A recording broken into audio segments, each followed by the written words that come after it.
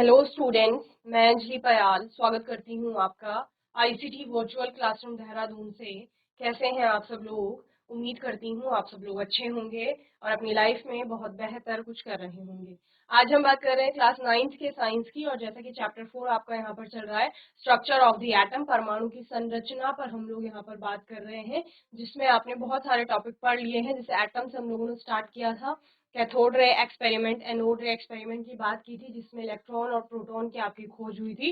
उसके बाद थॉमसन के परमाणु मॉडल को लेकर हम लोग चल रहे थे, और लास्ट सेशन में हम रदरफोर्ड का परमाणु मॉडल स्टडी कर रहे थे। उसी को आज आगे कंटिन्यू करते हैं और देखते हैं और क्या क्या है उसमें। ओके, चलिए।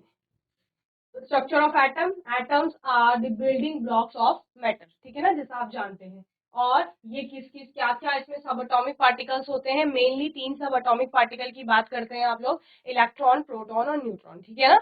इनके बाद आपने हमने बात की कैथोड रे एक्सपेरिमेंट की, जहां पर कि जे थॉमसन द्वारा इलेक्ट्रॉन की खोज की गई थी, जो कि आपका निगेटिवली चार्ज पार्टिकल था, ठीक है ना। इसके बाद हम लोगों ने यहाँ पर एनोड रे एक्सपेरिमेंट देखा था, जिसमें एक पॉजिटिवली चार्ज पार्टिकल की बात हुई थी, जो कि आपका क्या है, प्रोटॉन है। देन हमने बोला था इलेक्ट्रॉन प्रोटॉन की खोज होने के बाद एक और सब एटॉमिक पार्टिकल की खोज होती है, जिस पर कि किसी भी प्रकार का चार्ज नहीं है, न्यूट्रल है जो कि, और उसको क्या कहा जाता है, आपका न्यूट्रॉन कहा जाता है। इलेक्ट्रॉन के बारे में आपने कुछ चीजें यहाँ पर पढ़ी थी। वहीं पर प्रोटॉन के बारे में भी हम लोगों ने बात किया था। थॉमसन का परमाणु मॉडल, उन्होंने अपने परमाणु के मॉडल को, परमाणु को उन्होंने रिजेंबल किया या सिमिलर माना एक तरबूज की भांति। जिस वक्त तरबूज में जो लाल खाने वाला भाग होता है, वो परमाणु में उसी प्रकार से आपका धनावेश फैला हुआ रहता है गोले पर, और उसमें जिस प्रकार से तरबूज में लाल खाने वाले भाग में जिस प्रकार काले बीज बिखरे रहते हैं, उसी प्रकार से धनावेश में आपका ऋणावेश बिखरा हुआ रहता है। ये थॉमसन के परमाणु मॉडल के बारे में हम लोगों ने पढ़ा यहाँ पर, ठीक है ना। तो इसके अतिरिक्त उन्होंने क्या बोला, जो आपका पॉजिटिव पार्ट है, जो लाल खाने वाला भाग आप बोल रहे हैं, या जिसको आप प्रोटॉन कह रहे हैं यहाँ पर, और जो इलेक्ट्रॉन है, जो काले बीज है आपके, वो दोनों मात्रा में बराबर है। इस वजह से आपका पूरा जो परमाणु होगा वो वैद्युत रूप से क्या है, उदासीन है, ऐसे उन्होंने बोला। उसके बारे में वो बहुत अच्छे से एक्सप्लेन नहीं कर पाए थे कि जो परमाणु, और परमाणु में आपका इलेक्ट्रॉन प्रोटॉन है, ऋणावेश और धनावेश है, वो किस प्रकार से आपस में एक दूसरे के साथ जुड़े हुए हैं, या वो किस प्रकार से वहां पर पाए जा रहे हैं, इसके बारे में वो लोग अच्छे से एक्सप्लेन नहीं कर पाए थे। तो ये कुछ लिमिटेशंस थी उस मॉडल की। देन हमने यहाँ पर रदरफोर्ड का जो एक्सपेरिमेंट था, रदरफोर्ड ने जो मॉडल दिया था, उसके बारे में स्टडी करना स्टार्ट किया था। रदरफोर्ड ने बेसिकली एक प्रयोग किया, ठीक है ना। उस प्रयोग में उन्होंने क्या किया, एक सोने की पन्नी ली, यानी गोल्ड फॉइल ली। सोने की पन्नी से क्या तात्पर्य है, सोना था, धातु है आपकी, उसकी बहुत पतली शीट उन्होंने एक बना, ठीक है ना। मोस्ट मैलिएबल होता है आपका जो जितने भी आप मेटल्स पढ़ते हैं उनमें मैलिबिलिटी का प्रॉपर्टी आपके मेटल्स में होती है। आपको पता है अघात वर्धता का गुण धातुओं में पाया जाता है, सबसे अधिक अघात वर्धित धातुओं में आप सोने की बात करते हैं, ठीक है। तो वही सोना, गोल्ड, जिसे आप कह रहे हो AU, जिसका सिंबल है कैपिटल A स्मॉल u, उसकी एक पतली शीट इन्होंने ले ली। पन्नी जिसे आप बोल रहे हो, पन्नी कितनी थिक होती है थिन होती है आपकी, उससे भी थिन, बहुत पतली, ठीक है ना। इतनी पतली उन्होंने एक शीट ले ली, और उस पे उन्होंने एक रेडियो एक्टिव सब्सटेंस के न्यूक्लियस से अल्फा कणों को निकाला, और वहां से अल्फा किरणों की क्या की, इस पर सोने की पन्नी पर, यानी अल्फा किरणें उन्होंने डाली, ठीक है ना। तो जब उन्होंने सोने की पन्नी पर अल्फा किरणें डाली, तो आप लोगों ने क्या देखा, अधिकतर या अधिकांश जो अल्फा कण थे, वो सोने की पन्नी से पार होकर के चले गए, सीधे निकल गए बिना किसी विचलन के। विचलन का मतलब क्या है, कि वो सोने की पन्नी से टकरा करके वापस नहीं हुए या कहीं और नहीं गए। उन्होंने क्या किया, वही मार्ग कंटिन्यू रखा अपना, ठीक है ना। जिस मार्ग पर वो आ रहे थे, सोने की पन्नी से टकराए और टकरा करके उसको भेद करके फिर पार चले गए, ठीक है ना। इससे क्या निष्कर्ष निकलता है, सोने की पन्नी का मतलब क्या है, एक पदार्थ की बात कर रहे हैं, उस पदार्थ के अंदर क्या होंगे, परमाणु होंगे, उन परमाणुओं की बात की जा रही है। और जब अधिकतर अल्फा कण सोने की पन्नी को भेद करके सीधा बाहर निकल गए, इससे क्या उन्होंने निष्कर्ष निकाला, उन्होंने निष्कर्ष निकाला कि इससे यह अर्थ निकलता है, यह समझ आता है हमें कि जो सोने की पन्नी एक पदार्थ है, उस पदार्थ के अंदर जो परमाणु है, उस परमाणु का अधिकांश भाग क्या होगा, खाली होगा, क्योंकि उस खाली भाग से हमारे अल्फा कण क्या कर रहे हैं, सीधे उसे भेद कर बाहर आ रहे हैं, ठीक है। ये उन्होंने बोला। इसके बाद क्या हुआ, इतने सारे जब अल्फा पार्टिकल्स डाले गए, उनमें से कुछ अल्फा पार्टिकल यानी पॉजिटिवली चार्ज पार्टिकल, कुछ पार्टिकल ऐसे थे जो सोने की पन्नी से टकरा करके एक कोण बना करके, ठीक है ना, एक बहुत छोटे एंगल पे क्या हुए, डिफ्लेक्ट हुए। डिफ्लेक्शन बहुत कम कणों का था। इससे क्या निष्कर्ष निकल कर आता है कि यानी धनावेशित कण को आपने उस सोने की पन्नी पर डाला था और वहां वो किसी के साथ टकराया और टकरा करके वो डिफ्लेक्ट हुआ है, तो यानी वहां पर भी धनावेश है। धनावेश धनावेश से टकरा करके क्या हुआ है, उसने अपना मार्ग बदला है, यानी उस परमाणु में, पदार्थ के अंदर भी जो परमाणु है, उस परमाणु के अंदर भी धनावेश है। लेकिन इतनी सारी किरणों को डालने के बाद सिर्फ कुछ कणों में डिफ्लेक्शन देखा गया। दैट मीन्स कि वो जो प्रोटॉन है, या जिसको आप पॉजिटिव चार्ज कह रहे हैं, पॉजिटिव चार्ज उस परमाणु के अंदर, वो पॉजिटिव चार्ज बहुत कम स्थान पर है। कम स्थान का मतलब बहुत कम जगह घेरे हुए, ठीक है ना, यानी आयतन कम है उसका। यानी प्रोटॉन है वहां, आप जिस धनावेश की बात कर रहे हैं वो धनावेश परमाणु में है, इससे यह निष्कर्ष निकल कर आता है। लेकिन जो वो धनावेश है वो बहुत कम स्थान घेरे हुए है, यानी एक ही जगह पर आपका क्या हो रहा है, कॉन्सेंट्रेटेड हो रहा है, ये उन्होंने निष्कर्ष निकाला। बाद में उन्होंने क्या बोला, उन्होंने बोला कि परमाणु अगर कई किलोमीटर त्रिज्या का एक पूरा, जिसे क्रिकेट का स्टेडियम होता है, अगर वो है, तो उस क्रिकेट के स्टेडियम के अगर सेंटर में, केंद्र में टेनिस की बॉल रख दी जाएगी, तो उतना न्यूक्लियस होगा, ठीक है, उसका केंद्र नाभिक होगा परमाणु का। और जो परमाणु है वो कितना बड़ा है, जितना कि कुछ किलोमीटर त्रिज्या का एक क्रिकेट का स्टेडियम होता है, ठीक है ना। तो क्रिकेट का स्टेडियम वो भी कुछ किलोमीटर का, कितना बड़ा स्टेडियम होगा। और उसके बीच में अगर आप टेनिस की बॉल रख दे, तो वो टेनिस की बॉल कितनी छोटी है, तो यानी नाभिक भी इतना ही छोटा होता है परमाणु की तुलना में। परमाणु तो बहुत बड़ा है, लेकिन उसके अंदर नाभिक बहुत छोटा है। उन दोनों के कंपैरिजन में कह रहे हैं हम। अदरवाइज परमाणु को तो आपने पहले ही बोल दिया है कि परमाणु इतना छोटा है कि उसको हम अपनी आंखों से देख ही नहीं पा रहे हो।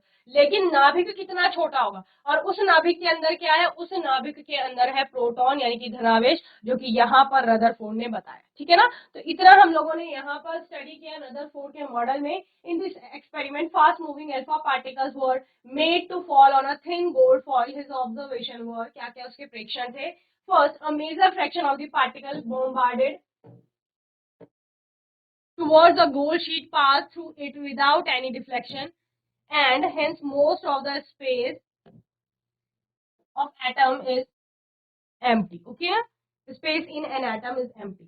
जैसे कि हमने अभी बोला, वही बात यहाँ पर लिखी गई है कि जो ज्यादातर भाग है परमाणु का वो कैसा है, खाली है आपका। ओके, चलिए। Then some of the alpha particles were deflected by the gold sheet by very small angles, and hence the positive charge in an atom is not uniformly distributed. Okay, और उन्होंने क्या कहा, क्योंकि बहुत कम कणों में विचलन देखने को मिलता है हमें, या बहुत कम कण ऐसे थे जो शीट से टकरा करके एक छोटे एंगल पर डिफ्लेक्ट हुए हैं। दैट मीन्स कि वहां पर पॉजिटिव चार्ज यूनिफॉर्मली डिस्ट्रीब्यूटेड नहीं है। अगर यूनिफॉर्मली डिस्ट्रीब्यूटेड होता, यानी पूरे गोले पर एक समान रूप से बिखरा हुआ होता धनावेश, जैसे कि किसने बोला था, जैसे कि थॉमसन जी ने बोला था, अगर वैसा कुछ होता तो जितने भी पार्टिकल्स थे उन सब में डिफ्लेक्शन हमें देखने को मिलता है। लेकिन सभी में डिफ्लेक्शन देखने को नहीं मिला, बहुत कम कणों में डिफ्लेक्शन देखने को मिला, ठीक है ना, यानी कि धनावेश बिखरा हुआ नहीं है पूरा। दूसरा, क्योंकि बहुत कम कणों में डिफ्लेक्शन देखने को मिला, the positive charge in an atom is concentrated in a very small volume. बहुत कम आयतन में आपका जो धनावेश है परमाणु का वो वहां पर उपस्थित है। ओके, तो इतना हमने इसमें पढ़ा, इसको आप लोग नोट करेंगे जल्दी से।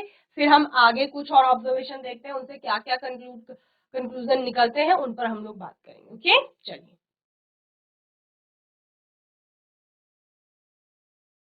चलिए, नेक्स्ट आपका, very few of the alpha particles were deflected back. That is, only a few particles had nearly 180-degree angle of deflection.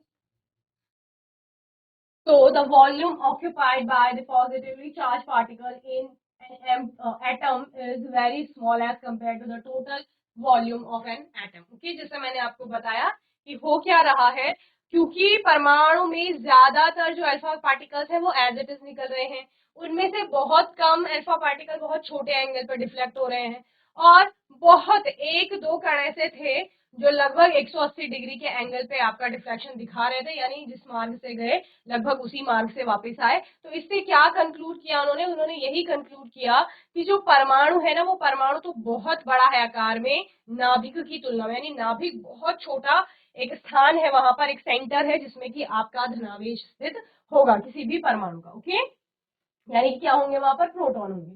तो इस तरह से रदरफोर्ड ने कुछ परमाणु के बारे में बताया, जहां पर उन्होंने न्यूट्रॉन के बारे में तो बहुत कुछ बताया नहीं था, बस इलेक्ट्रॉन प्रोटॉन के बारे में उन्होंने बात की थी।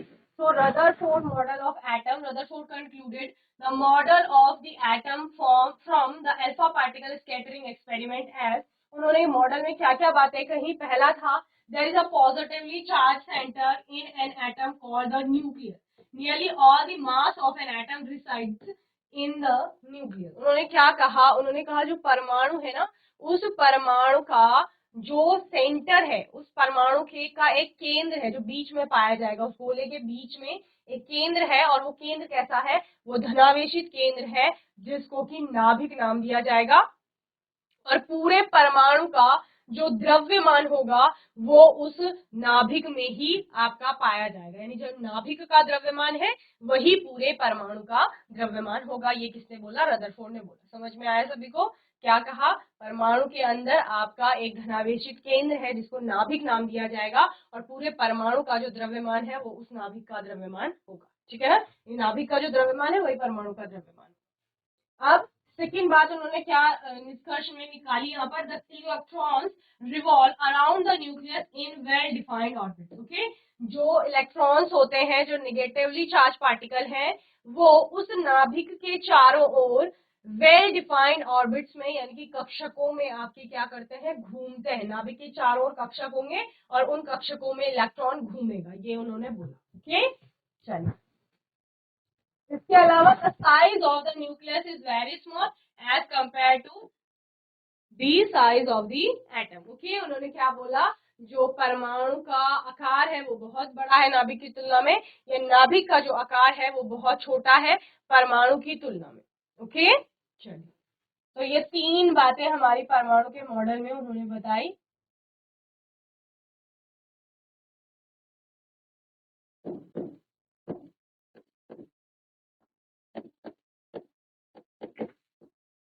निष्कर्ष क्या निकाला उन्होंने, पहली बात उन्होंने बोली,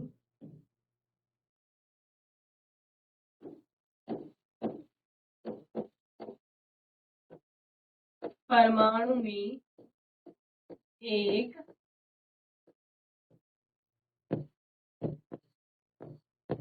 धनावेशित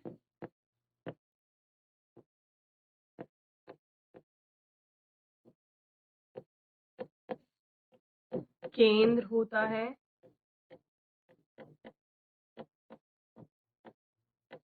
जिसे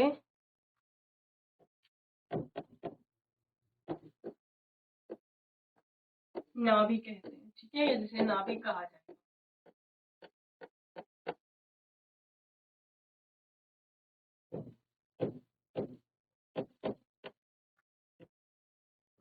परमाणु का कुल द्रव्यमान या लगभग कुल द्रव्यमान उसके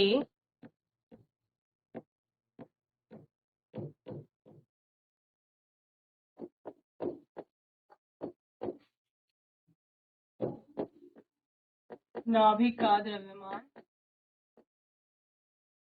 है। ठीक है, ये होता है। दूसरी बात उन्होंने क्या बोली, दूसरी बात उन्होंने इलेक्ट्रॉन के बारे में बोली। इलेक्ट्रॉन नाभिक के चारों ओर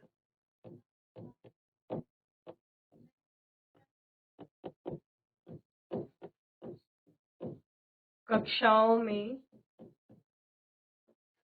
घूमते हैं।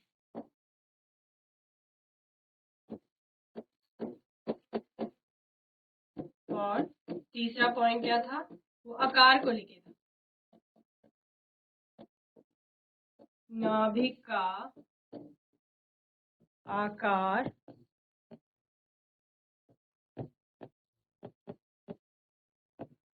परमाणु की तुलना में बहुत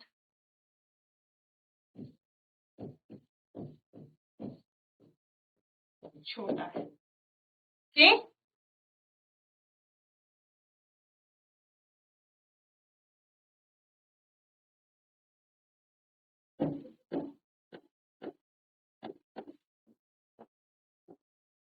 अब बात करते हैं सीमा क्या थी, कमियां कहाँ रह गई। ठीक है ना, रदरफोर्ड मॉडल की सीमाएं, ठीक है, या उसमें कमियां क्या क्या थी।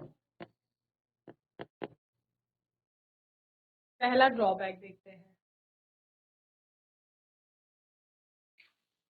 He explained that the electrons in an atom revolve around the nucleus in well-defined orbits. Particles in a circular orbit would experience acceleration. ठीक है ना, क्या समझ आता है इससे? इससे समझ आता है कि अगर हम किसी पार्टिकल की बात करें, इलेक्ट्रॉन आपका एक पार्टिकल है, ठीक है ना, वो पार्टिकल क्या कर रहा है, घूम रहा है, वेल डिफाइंड ऑर्बिट में घूम रहा है। एक पार्टिकल ले लेते हैं हम, जैसे कि हमने इलेक्ट्रॉन की बात की, ये सपोज इलेक्ट्रॉन है, ये किसी वेल डिफाइंड ऑर्बिट में घूम रहा है, ठीक है ना, चार्ज पार्टिकल है, घूमते घूमते ये किस में जाएगा, क्या एक्सपीरियंस करेगा, त्वरण, एक्सीलरेशन में जाएगा, ठीक है ना, त्वरण आपका दिखाएगा। जब ये त्वरण दिखाएगा, मैंने लास्ट सेशन में भी आपको बोला था, जब ये त्वरण दिखाएगा तो उस समय में, क्योंकि चार्ज पार्टिकल है, घूम रहा है, तो ये क्या करेगा, ऊर्जा का ह्रास इसमें से होगा, ठीक है ना, ऊर्जा इसकी क्या होगी, बाहर निकलेगी, ऊर्जा को इमिट करेगा। तो धीरे धीरे जो इसकी ये ऑर्बिट थी, जिसे वेल डिफाइंड ऑर्बिट बोल रहे थे, ये धीरे धीरे छोटी होती जाएगी, ठीक है ना, ऊर्जा कम हो रही है तो ऑर्बिट छोटी होती जाएगी, छोटी होती जाएगी, तो एक समय ऐसा आएगा कि ये कहाँ गिर जाएगा, आपका नाभिक में गिर जाएगा, ठीक है ना, ये कहीं नाभिक था तो ये नाभिक में गिर गया। जब आपका इलेक्ट्रॉन नाभिक में गिर जाएगा तो फिर आपका परमाणु नहीं रहेगा, ठीक है ना, परमाणु की के स्थायित्व पर वहां पर प्रश्न उठता है कि परमाणु का जो परमाणु है पूरा, वो कैसे स्थायी है। जब आप इलेक्ट्रॉन के घूमने की बात कर रहे हैं और घूमते घूमते उसका कक्षा छोटा होता जा रहा है और एक समय के बाद वो नाभिक में गिर गया, तो परमाणु नहीं रहा ना आपका फिर। तो इस प्रकार से वो इस चीज को एक्सप्लेन नहीं कर पा रहे थे कि किस प्रकार से आपका जो इलेक्ट्रॉन है, जो चार्ज पार्टिकल है, वो रिवॉल्व कर रहा है, कौन सी चीज है जो उसको एक वेल डिफाइंड ऑर्बिट में अगर वो घूम रहा है तो उसी ऑर्बिट में बांधे हुए है और वो नाभिक के चारों उसी एक पर्टिकुलर ऑर्बिट में घूम रहा है, ठीक है ना। इस चीज की व्याख्या वो अपने मॉडल में नहीं कर पाए थे, तो ये उनकी लिमिटेशन थी। Then the revolving electron would lose energy and finally fall into the nucleus। जैसे मैंने बोला, जैसे जैसे वो घूमता रहेगा, घूमते घूमते क्या होगा, वो ऊर्जा का ह्रास करेगा, एनर्जी लॉस करेगा, और उसके एनर्जी को बाहर निकालने से ऊर्जा की कमी के कारण वो क्या होगा, लास्ट में आपका नाभिक में गिर जाएगा, ठीक है ना। Then but this cannot take place as the atom would be unstable and matter would not exist in the form we know। Okay, अगर ऐसा कुछ होता है, जैसा हम पढ़ रहे हैं इसमें, जैसा हमें इस चीज से समझ में आता है कि आपका इलेक्ट्रॉन नाभिक में गिर चुका है, अगर ऐसा होगा तो फिर परमाणु के स्थायित्व पर भी क्या आएगा, प्रश्न चिन्ह आता है, और फिर हमें मैटर भी कैसे समझ में आएगा। जब परमाणु के बारे में हम नहीं समझ पा रहे हैं कि परमाणु में चल क्या रहा है, जब परमाणु नहीं रहेगा तो पदार्थ भी नहीं रहेगा, ठीक है ना। तो इस तरह से ये कमियां थी इसके मॉडल की। चलिए इनको नोट करेंगे जल्दी से।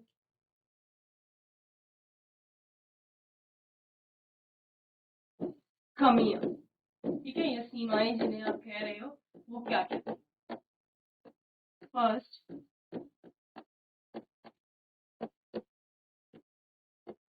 वर्तुल पथ पर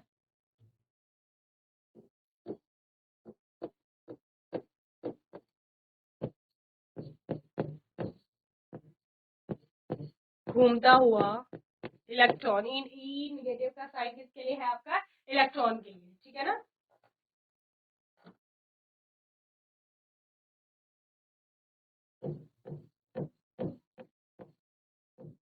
त्वरण से गुजरेगा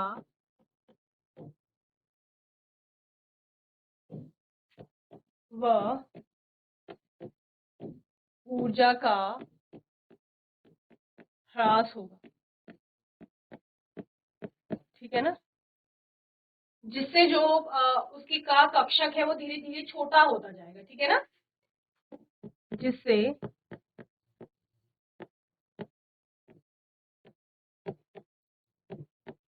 कक्षक छोटा होता जाएगा व अंत में इलेक्ट्रॉन नाभिक में गिर जाएगा, ठीक है। ये आपका क्या है, ये आपका पहला पॉइंट है। देन जब नाभिक में आपका इलेक्ट्रॉन गिर गया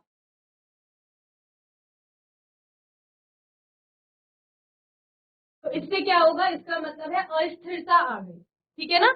इसके अनुसार जो आपका परमाणु है वो कैसा होगा, अस्थिर होगा। इस प्रकार परमाणु अस्थिर होना चाहिए, पर ऐसा नहीं होता, ठीक है ना। हम जानते हैं परमाणु तो स्थिर है, इसीलिए पदार्थ है, और यह संभव नहीं, लेकिन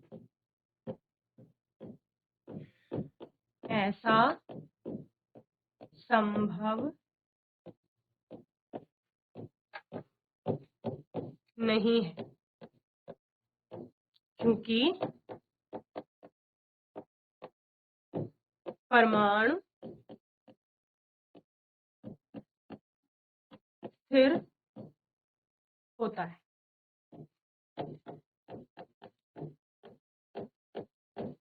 क्लियर, पहला पॉइंट। इलेक्ट्रॉन प्रोटॉन पे हमने बात की थी, देन बात आती है न्यूट्रॉन पर। परमाणु के मॉडल तो आपने पढ़ लिया, अब न्यूट्रॉन कहाँ से आया। जब भी बात हुई कि परमाणु का जो पूरा द्रव्यमान है वो अगर उसका नाभिक का द्रव्यमान है तो नाभिक में तो सिर्फ प्रोटॉन पाया गया था, ठीक है ना।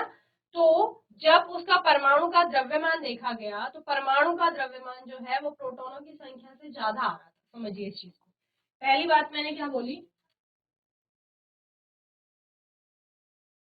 न्यूट्रॉन की जो खोज हुई वो आया कहाँ से, ठीक है ना। जब यहाँ पर बताया गया कि परमाणु में क्या है, इलेक्ट्रॉन है, परमाणु में सब एटॉमिक पार्टिकल में क्या है, इलेक्ट्रॉन है, और दूसरा क्या है, प्रोटॉन है, ठीक है। ई नेगेटिव से मैं इलेक्ट्रॉन दिखा रही हूँ आपको, पी पॉजिटिव से प्रोटॉन दिखा रही हूँ। परमाणु के अंदर ये दो सब एटॉमिक पार्टिकल है, ठीक है। क्या क्या बात पता चल गई, नाभिक में आपका यहाँ प्रोटॉन है, यहाँ कहीं कक्षक में इलेक्ट्रॉन है। क्लियर।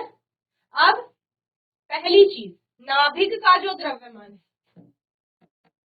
नाभिक का द्रव्यमान वही क्या है, परमाणु का द्रव्यमान, ठीक है। और हमें पता है नाभिक में क्या है, नाभिक में से खोज हुई थी किसकी, प्रोटॉन की। तो यानी कि जो परमाणु का द्रव्यमान है वो किसके इक्वल होगा, जब वो नाभिक का द्रव्यमान ही परमाणु का द्रव्यमान है। जब हमने पढ़ लिया कि नाभिक में सारा द्रव्यमान स्थित है तो जो नाभिक का द्रव्यमान वही पूरे परमाणु का द्रव्यमान, ठीक है। और नाभिक में अभी तक सिर्फ किसकी खोज हुई थी, प्रोटॉन की खोज हुई थी। तो यानी जो प्रोटॉनों की संख्या है वही आपका पूरे परमाणु का द्रव्यमान आना चाहिए, है ना। नाभिक का द्रव्यमान परमाणु का द्रव्यमान, और नाभिक का ही द्रव्यमान क्या है, प्रोटोनों का द्रव्यमान। दैट मीन्स परमाणु का द्रव्यमान और जो प्रोटोनों की संख्या है या प्रोटोनों का जो भी वहां पर मात्रा थी वो बराबर होनी चाहिए, लेकिन ऐसा नहीं हुआ। आपका एक्सपेरिमेंट क्या बताते हैं, एक्सपेरिमेंट बताते हैं कि जो परमाणु का द्रव्यमान था वो ग्रेटर आया, यानी कि ज्यादा आया, किससे, प्रोटोनों की संख्या से, ठीक है ना। जितनी मात्रा वहां पर प्रोटोनों की थी उससे अधिक था परमाणु का द्रव्यमान। इसका मतलब क्या है, अगर इसको इसके इक्वल करना है तो यहाँ कुछ और जोड़ा जाएगा, ये कम है ना, ये कम है तो इसमें कुछ और ऐड किया जाएगा जो कि इसके इक्वल होगा। तो वही वो कौन सा ऐसा पार्टिकल है, क्योंकि वो चार्ज पार्टिकल भी नहीं है। अगर वो आवेशित कण होता तो वो आपका कैथोड एक्सपेरिमेंट में आता, अगर निगेटिवली चार्ज होता। अगर पॉजिटिवली चार्ज होता तो एनोड एक्सपेरिमेंट में आता, तो वो दोनों ही एक्सपेरिमेंट में नहीं निकला। इसका मतलब वो कैसा पार्टिकल है, वो आपका एक अनावेशित, ठीक है ना, अनावेशित, यानी उस पर किसी भी प्रकार का आवेश नहीं है, अनावेशित कण है।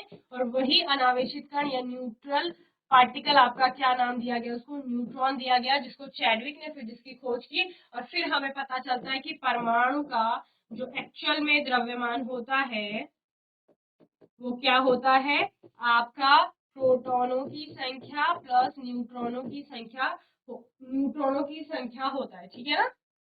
यहाँ पर परमाणु का द्रव्यमान प्रोटॉनों की संख्या प्लस न्यूट्रॉनों की संख्या। तो यानी ये न्यूट्रॉन भी कहाँ है, क्योंकि ये नाभिक, क्योंकि ये पूरे परमाणु के द्रव्यमान में योगदान दे रहे हैं। इसका मतलब परमाणु का द्रव्यमान है, नाभिक का द्रव्यमान, और क्योंकि न्यूट्रॉन द्रव्यमान में आपका योगदान दे रहा है, दैट मीन्स कि ये भी नाभिक में ही स्थित होगा। तो न्यूट्रॉन भी आपका कहाँ है, यहाँ पॉजिटिव, और आपका यानी प्रोटॉन प्लस न्यूट्रॉन नाभिक। ओके, तो इतनी चीजें समझ में आती हैं। रदरफोर्ड ने जो मॉडल बताया उसकी कमियां भी आप लोगों ने देख ली।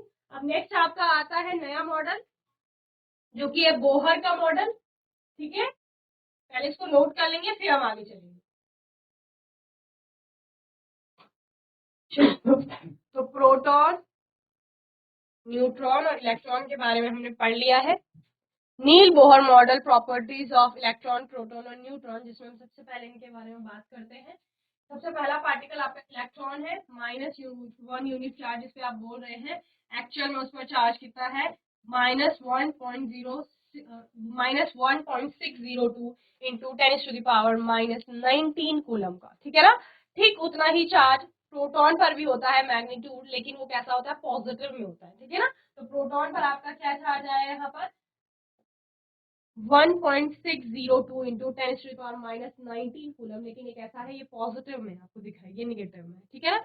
मास ऑफ द पार्टिकल, मास कितना है इसका, इलेक्ट्रॉन का 9.11 इंटू 10⁻31 kg, यानी बहुत कितना हल्का कण होगा ये, आप इसकी कल्पना कर सकते हैं, माइनस में इसकी पावर। ओके, सिंबल आप इसके लिए इस प्रकार से लेते हैं। और location in the atom, location कहाँ है, outside the nucleus, extra nuclear part, ठीक है ना, नाभिक के बाहर है ये आपके। प्रोटॉन के बारे में जैसे हमने चार्ज की बात की, मास उसका 1.673 इंटू 10⁻⁻27 kg, इस प्रकार से आप इसको लिखते हैं इन दी न्यूक्लियस। इसकी लोकेशन है कि ये नाभिक में है। और सेम जितना आपका मास प्रोटॉन पर होता है, उतना ही मास किसका होता है, न्यूट्रॉन का भी होता है। लेकिन यहाँ पर न्यूट्रॉन पे किसी भी प्रकार का चार्ज नहीं है, नो चार्ज, यानी कि अनावेशित है ये। और यहाँ पर द्रव्यमान उतना ही है, 1.675 इंटू 10⁻⁻27 kg। और इसकी लोकेशन भी क्या है कि ये न्यूक्लियस में आपका मिलता है। ओके, आने वाले सेशन में हम लोग बोहर के एटॉमिक मॉडल के बारे में पढ़ेंगे कुछ इस प्रकार से। इसको आप एक बार होमवर्क में देख के आ जाएंगे, फिर हम इसको आगे कंटिन्यू करेंगे। ओके, बाकी आपका कोई भी डाउट होगा, क्वेश्चन होगा चैप्टर से रिलेटेड, आने वाले सेशन में आप लोग पूछ लेंगे। और तब तक के लिए आईसीटी वर्चुअल क्लासरूम से जुड़ने के लिए धन्यवाद।